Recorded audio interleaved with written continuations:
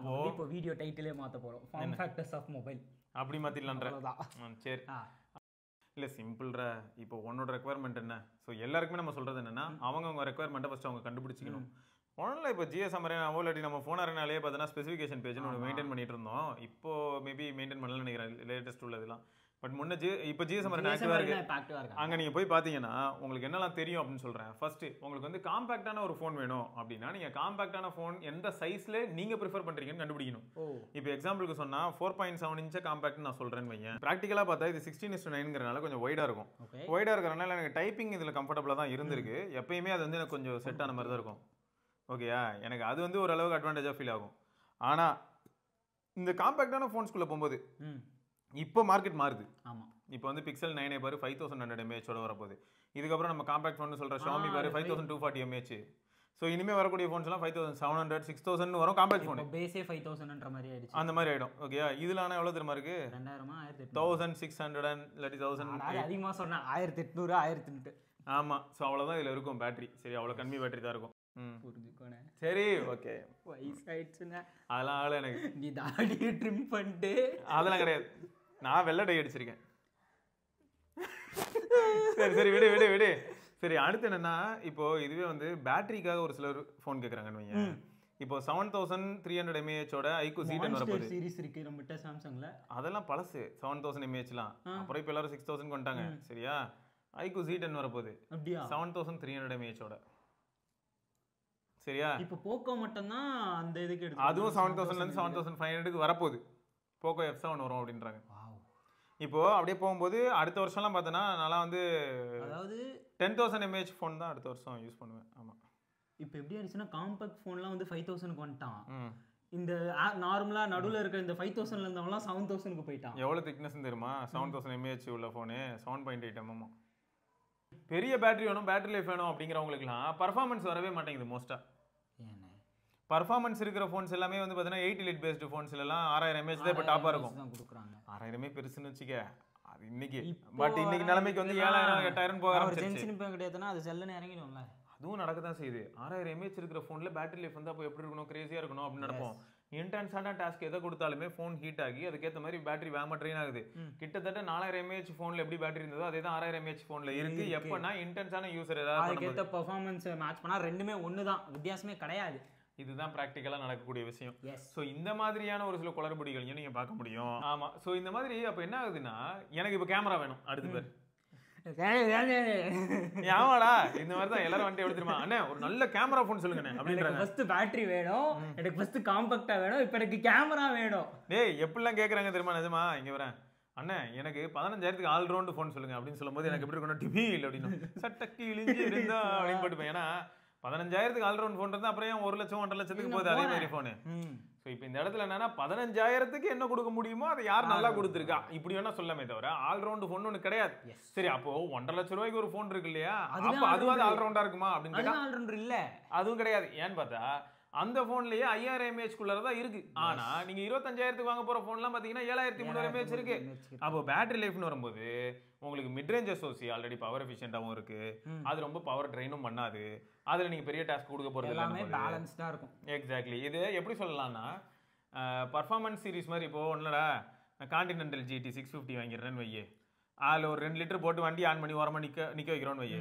இந்த பக்கம் வந்து ஒரு 100cc பிளாட்டினா பழசத்து வந்துச்சு அதில் ஒரு 2 லிட்டர் போட்டு அந்த வண்டி ஆன் பண்ணி வச்சுட்டு போனேன்னா என்ன ஆகும் இது பெட்ரோல் இல்லைனே ஆஃப் ஆகிடும் அவ்வளோதானே ஸோ இதே மாதிரி தான் என்ன ஆகுதுன்னா என்னதான் நம்ம பவர் எஃபிஷியன்ட்னு சொன்னாலும் அது எந்த ஆஸ்பெக்ட்ல பவர் எஃபிஷியன்ட்ங்கிறது எல்லாரும் மறந்துடுறாங்க எப்படின்னா ஸ்னாப்டிராகன் 8 எலிட் பவர் எஃபிஷியன்ட்டா அப்படின்னு கேட்டால் எஸ் பவர் எஃபிஷியன்ட் ஆனால் எப்படி அது பவர் எஃபிஷியன்ட் அப்படின்னா அந்த ஈக்குவேஷன் எப்படி வரும்னா முன்ன இதில் கொடுக்குற ஒரு டாஸ்க்கை செய்யறதுக்கு எவ்வளோ பவர் போன ஜென்ரேஷன் ப்ராசஸில் தேவைப்பட்டுச்சு அப்படின்னும் போது அதோட இது கம்மி பவர்லேயே செஞ்சிரும் ஆனால் அந்த மாதிரியான டாஸ்க்லாம் இதுக்கு வந்து இப்படி இருக்கும் அதனால தலைவன் ஆனானாலே ஒரு பவர் எடுப்பான் இவன் சும்மா ஐடியலாக இருந்தாலே ஒரு பவர் எடுப்பான் இதுக்கெல்லாம் வந்து நியாயமாக பார்த்தா நம்ம ஏதாவது ஒரு சில டாஸ்க் அதுக்கு த்ரோ பண்ணி ஓவராலாக வந்து பேட்டரி எப்படி ட்ரெயின் ஆகுதுன்னு கிராஃபெல்லாம் எடுத்து போட்டு எவ்வளோ பவர் எவ்வளோ அதாவது என்ன மாதிரி எவ்வளோ வேல்யூ ஆஃப் பவர் வந்து என்ன மாதிரியான டாஸ்க்கு ட்ரெயின் ஆகுதுன்னு எடுத்து பார்த்தோன்னு வைங்க ஒரு கிராஃப் மாதிரி எடுத்து பார்த்தோம்னா அப்போ நமக்கு இது வந்து அப்படியே புரியும் தெளிவாக புரியும் ஏன் வந்து ரொம்ப பவர்ஃபுல்லான எஸ்ஓசிஸ்க்கு பவர் அதிகமாக தேவைப்படுது ஆனால் அந்த பவர் அதிகமாக தேவைப்பட்டாலும் இவ்வளோ பவர்ஃபுல்லான ஒரு எஸ்ஓசி பழைய வேல்யூலாம் வச்சு நம்ம அப்படியே கொண்டு வந்தோம் அப்போ பார்க்கும்போது என்ன தோணும்னா இது இன்னும் அதிகமாக தானே ட்ரெயின் பண்ணணும் ஆனால் கம்மியாக தான் பண்ணுதுன்னு கம்மியா தோணும். தான் பண்ணுது.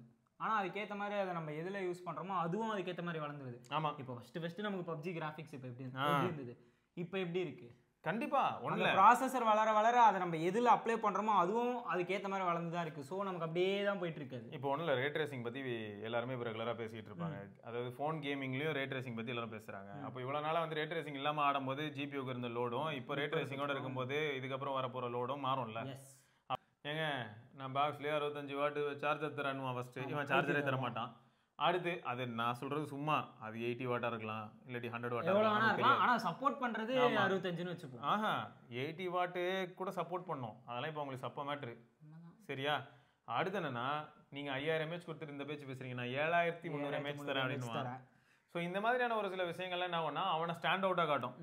ஸோ அப்போ பாரு இதில் அதான் இது ஆக்சுவலாக வந்து இந்த இடத்துல எப்படி திரும்ப கடைசியில் வருது, நீ சொன்ன மாதிரி தான் டிஃப்ரெண்ட் கான்ஃபிகரேஷன் டிஃப்ரெண்ட் ரெக்குவயர்மெண்ட் இந்த மாதிரி மாறுது. ஸோ எங்கள் ப்ராப்ளம் என்னன்னா ஒருத்தருக்கு வந்து என்ன தேவை அப்படிங்கிறத அனலைஸ் பண்ணி போகும்போது அப்போ டிக்காக போட்டே வருவீங்க நீங்கள். இப்போ எக்ஸாம்பிளுக்கு சொன்னால் S21 FE மாதிரியான ஒரு ஃபோனு ஒரு யூசருக்கு எப்படி இருக்கலாம் அப்படின்னா, எனக்கு வந்து லைட் வெயிட்டாக ஃபோன் வேணும் போது டிக் விழுந்துரும், நல்ல டிஸ்பிளே வேணும் ஃபுல் ஹெச்டியாக இருந்தாலும் போது டிக் விழுந்துரும், அப்புறம் ஒன் யூஐ சாஃப்ட்வேர்லேயும் டிக் விழுந்துரும், ஃபோட்டோகிராஃபி வீடியோகிராஃபி டிக் விழுந்துரும், பேட்டரி லைஃப்பில் பார்த்தோன்னா ஆவரேஜ்னு வரும். சரியா?